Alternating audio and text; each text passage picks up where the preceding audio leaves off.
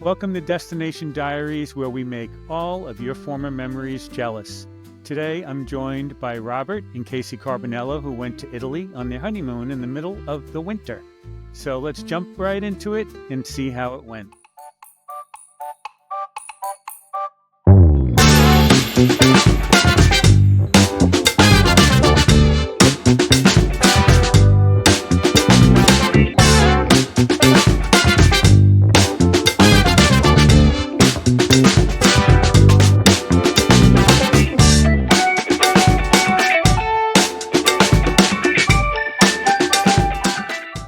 Hi, Robbie and Casey.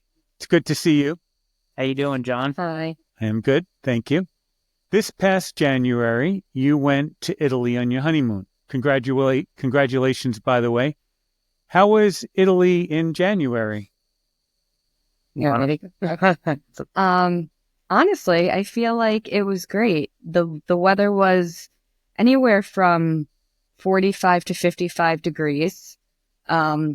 I feel like it was cheaper, less crowded, less overwhelming. For our first time in Italy, I thought it was a good time to go. Fantastic. Absolutely. Yeah, and just to speak on Italy itself, it was absolutely beautiful. If you want to beat the crowds and don't want to sit in lines and don't want to be, dripping sweat, you could definitely dress comfortable, walk around. You could see a lot more. And it was just overall a good time. And I'm sure we'll break down Rome, Florence, and the other areas. But overall, it was wintertime we would highly recommend. Great. Now, do you remember the hotel in Rome that you stayed in? Yes, it was the Donna Camilla Savelli, I believe. Yes. Yeah. That was good. Yeah, Yeah. it was beautiful. One of the things that made this hotel quite unique and stood out to me is that it was a former convent that was built back, I believe, in the 16th century. Yes. And I think it also had a wine cellar that went back to like the year, 80 years after Christ.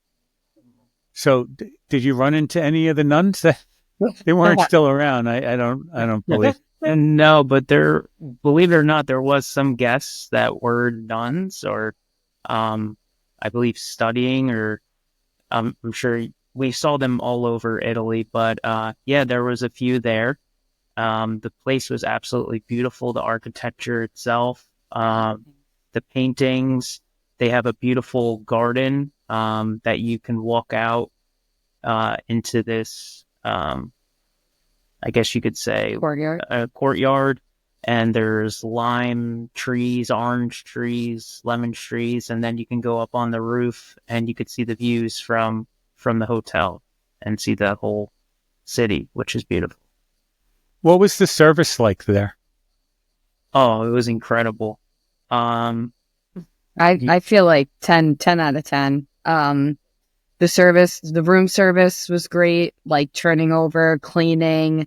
The front desk was very helpful. Whenever we wanted to go somewhere, they would call a cab. It would be there in under 5-10 minutes. Very, very courteous, taking our bags and helping us and showing us around. And even when you sit in the little hallway and you could have your snacks and your drinks there, the service was great there too. They're always asking you if you want a refill or another glass. And they were on it. They were great. Did you find that the location of this hotel was in a good spot? It was in a good spot. So the thing with this location, I would say, we did use a lot of cab services in this area, only because just the particular spot that it was in, you either had to go up or you had to go down, and it wasn't really in the major area of the city. So we did use a cab ultimately.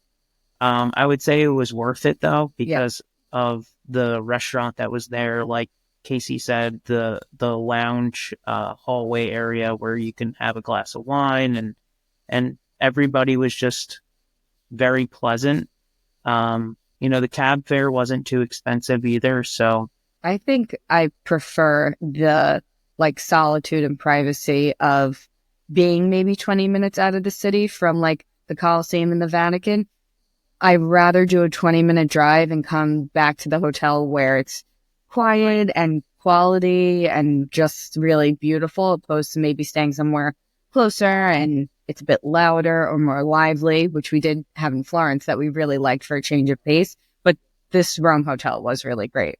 We really were happy. Great. So speaking of the Vatican and the Coliseum, I think that you did a tour of both. Am I correct? Yes, absolutely. And how was that? You said it best for the Vatican. It was incredible to do the tour that you recommended because there was a line even in the winter. We were able to just meet up with the tour guide. Everybody was super accommodating, and the locations were easy to find. Obviously, you can't see everything you possibly want because you can go. The lady said that the tour guide said that you can go multiple times and you can always see something different. But I think being able to skip the line, having it not too crowded. We actually sat at a cafe across the street, had a cappuccino before we went in.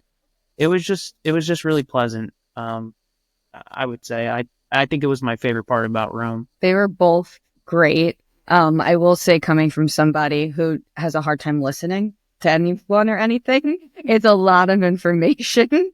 All good information, though. I mean, we're both of the Catholic faith, so I found that the Vatican was super interesting to me, at least a little more than the Coliseum. But the Coliseum's views were like breathtaking. Even if you kind of like took your headphone out and just enjoyed where you were at, it's definitely worth seeing the both of them, no doubt. Mm-hmm. Great. So then you were off to Florence. I believe you had a train to take. How was the train? Easy. Great. Okay. Easier than NJ Transit. Okay. Yes.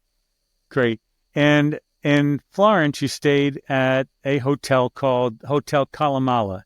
And I know that this was one of your favorite places because of its location and the charm of the hotel. But tell us a little bit about what it was like when you arrived and, you know, how they made you feel when you checked in.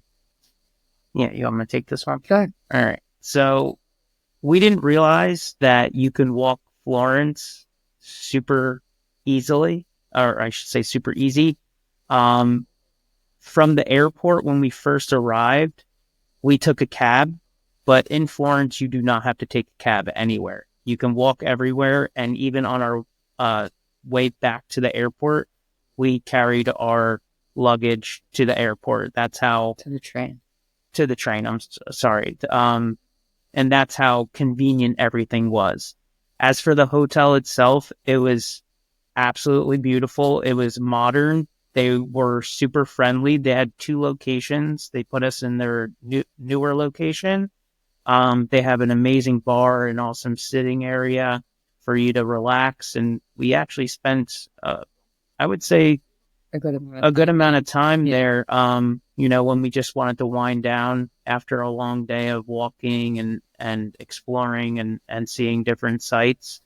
But I would give this hotel 10 out of 10. It was my favorite by far for this entire vacation, I would say. Great. And how about the tours that you took while you were there? What were they like? We did the Tuscany one. We did the Tuscany which tour. Was a 7 to 7 12-hour tour, which waking up for that, I was like, oh, but it was more than worth it. It was a day, a very long day, but we saw Pisa, San Giacomo, and Siena. Yes. And just, you know, the rides all over Tuscany, seeing everything was really, really something. Now, when you were in Pisa, did you take a picture of like holding up the Leaning Tower or having? I've seen a lot of pictures like that. I'm sure I took a picture and everyone's like this. Everybody was taking those pictures. We decided to not be those tourists, but the pictures of the architecture alone were enough. And And crystal clear, and it was a beautiful day. There was a cathedral next to the Leaning Tower of Pisa, which I didn't even know that was there. And that was beautiful, even just to go on and tour and see. Fantastic.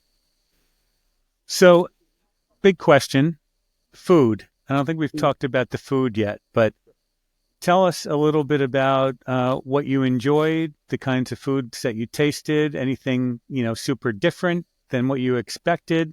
I would say you can eat pasta, bread, drink wine, and not feel like you had a 7-course meal. The wine is pure. The wine is definitely pure. A bottle of wine is cheap, and it does the trick for sure. Some of the best wine I've ever had. Absolutely agree. The food, the pasta didn't make you feel super full. A lot of carbonara in Rome. There was a lot of truffle in Florence. They have an amazing sandwich shop that's all over social medias. Believe it or not, if you go on Instagram or go on TikTok, you can really get a lot of good information if you type in, good places to eat in Florence. I think we were just like looking through them, screenshotting them, and we would walk past them and be like, does it look good? No, it doesn't. Yeah. But everywhere you go is good. Like, it's true that those little hole in the walls are just as good as what a 5-star restaurant here would be. Absolutely. So what would you tell somebody who's getting ready to make a trip to Italy? What would be your best piece of advice, 1 or 2 things that they really should be aware of before they go? Whether it's, off the charts wonderful or something that you didn't realize that could have made it better. What would be your number 1 piece of advice to anybody considering a trip to this beautiful country? I feel like a lot of people scared me with like scammers and pickpocketers. And I almost felt like I went into it very nervous, like head on a swivel. And maybe it's the time of year that we went, and I tell people that too. Like, that's why I think it was a great time to go in the winter. But at no point did we ever run into anything like that or feel like that was going to happen. Or did anyone even get that close to us where it could have happened? And we were in, really like what would have been busy places. So again, I don't know if it was a time of year, but I feel like I would tell someone to just like kind of relax and try to blend in. Like, it's not necessary to keep like a purse in your shirt and, really look like a tourist when you're shoving your hand in your shirt to pull your money out. Yeah. No, just like go in fearless. Yeah. Enjoy it. Smart. Be smart. Wear comfortable shoes. Shoes. You will get approached, but just like Casey said, act like you blend, act like you live there. I think wintertime was the best time to go, so I would give that piece. I think it was less, I don't want to say scary, less whatever than overwhelming than New York. I think you go into New York and you're more like, but even if somebody... John's living in New York. Times Square or whatever, we know how it is. I know it. I was just in Times Square a few days ago, and they tried to make me part of this Times Square show where people run around in a circle and jump over the top of you, and I had no idea what was going on. So none of that in Italy. More or less, people are like, do you want a tour? And you just have to say, no, thank you. And they're not as pushy, I think, as New Yorkers. Yeah. I will say, too, John, I ranted and raved about this to people. The itinerary that you put together for us, it was thoughtless. It was absolutely the savior of the trip, I would say, for anybody who's never traveled outside of the country like myself. You were able to scroll through that thing was app. You had all the documents in line, and I recommend you to everybody that I speak to who wants to go to Italy or is planning a trip.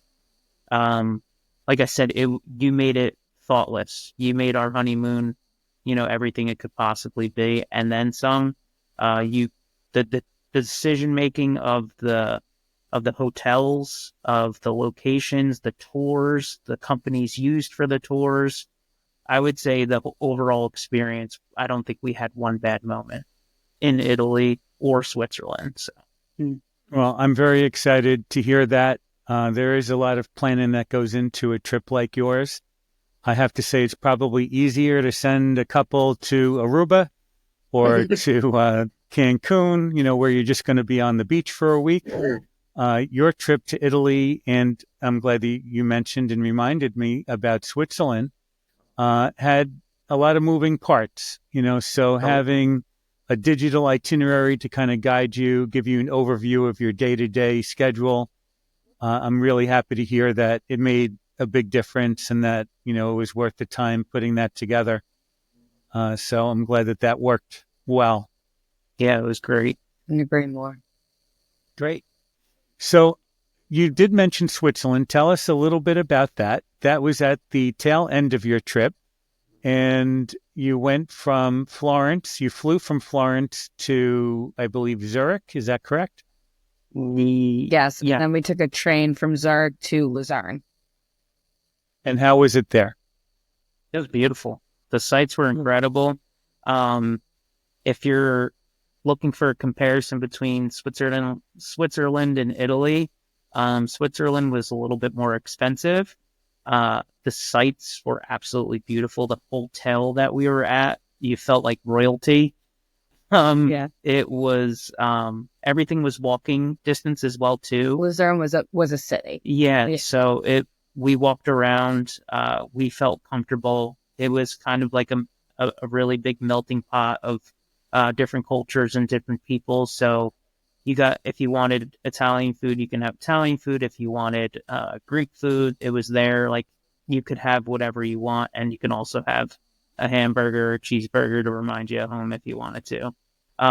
But it was like, it's almost like New York City, as a melting pot of people. Luzerne. I would say the best part about it was the first 2 days, or I would say the 2 days that we were there going to the mountains and doing the tours. They said it was the first, that they seen fresh snow, in the whole entire year. So the 2 days that we went to the mountains, we got to see fresh snow. There were skiers and snowboarders. It was absolutely crowded, but it looked like a super fun town, almost like a movie, like you were like in a snowboarding or skiing movie, going up on the lifts, getting to see everybody just jump off at different stops, and also experiencing the food at, 14,000 feet up in the air. Wow. So it was just the views, doing the cliff walk. Views for me. I'm not a heights person. I had to do it. He did it. And I don't regret it because it was just the experience. The Alps are beautiful. It was more the views and the activity for me. Personally, the food. Italy. Well, yeah, we came from Italy. I know. That was the thing. I'm like, how do you, Italy, and then you go anywhere else and you're going to be like, but not bad, fine, but expensive, but beautiful, 100% worth seeing. Yeah. So not only was the food in Italy fantastic and your experience there wonderful, but you're in the process of planning a trip to go back. Correct. Yes. In January. Yes. With family. Yes. Excellent. Yep. So we're going to be pulling together some of those details in the coming weeks and put a bow on that trip, because the time between now and the new year in 2025 is going to be at our doorstep, very, very quickly. So I'm excited to send you back, and in a way where you can share your experience there with loved ones. And I'm really excited to do that. So I want to thank everyone who's watching this podcast with Robbie and Casey. If you like what you see, please subscribe, like, and share our podcast with your friends. Also, please leave a comment below, because your support helps to get us noticed by more people on YouTube, and we truly appreciate that. So until next time, arrivederci. It was good seeing you, and we'll see you on a future edition of Destination Diaries. Thanks, John. Thank you. Great. Thanks for joining us.